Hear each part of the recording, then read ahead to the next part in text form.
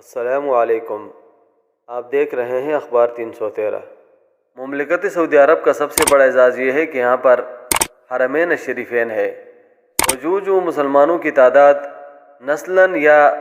ایمان لانے کی صورت میں بڑھ رہی ہے،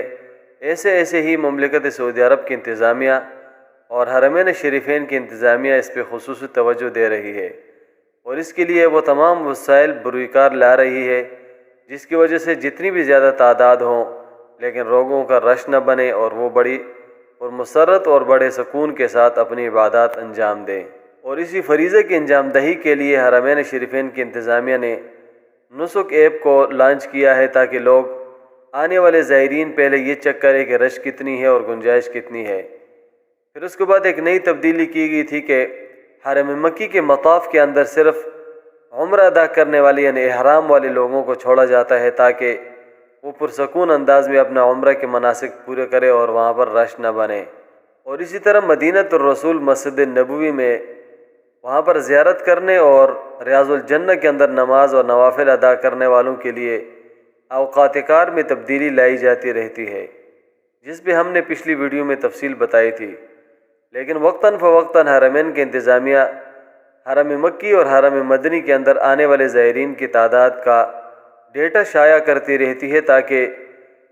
دلچسپی رکھنے والوں کو تعداد بھی معلوم ہو اور آنے والے زائرین کے لیے یہ تعداد مد نظر ہو۔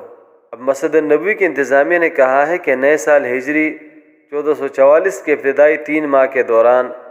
ریاض الجنہ میں صرف نماز نوافل پڑھنے والوں کی تعداد 30 لاکھ تک پہنچ گئی ہے۔ مسجد نبوی ریاض الجنہ میں 11,49,364 مرد زائرین جبکہ 22,73,033 زائرین خواتین نے نماز کی سعادت حاصل کی۔ اس لحاظ سے ریاض الجنہ میں نماز پڑھنے والی خواتین کی تعداد مردوں سے دگنی ہے، تو اس سے عورتوں کی دین کے ساتھ شوق اور لگن کا پتہ معلوم ہوتا ہے۔ انتظامیہ نے مزید اعداد و شمار جاری کرتے ہوئے بتایا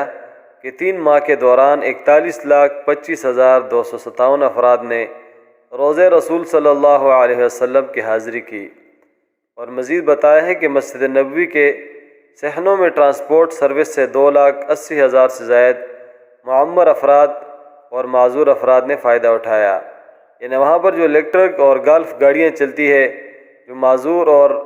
عمر رسیدہ افراد کے لیے ہے، اس سے 2,80,000 افراد نے فائدہ اٹھایا ہے،